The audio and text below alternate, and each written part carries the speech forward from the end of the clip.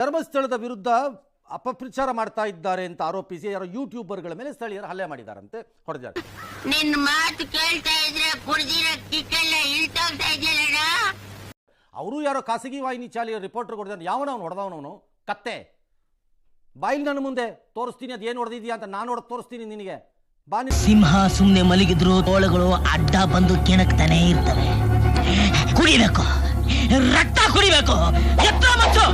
ಬಾ ನಿನಗೆ ಧೈರ್ಯ ಇದ್ರೆ. ಯಾವನವನು ಅಯೋಗ್ಯನ್ ತಗೊಂಬಂದು ನಿನ್ನಲ್ಲೇ ಸೆಂಟ್ರ್ ಜಾಗದಲ್ಲಿ ಗುಂಡಿ ಓಡಿಸ್ಬಿಡ್ತೀನಿ.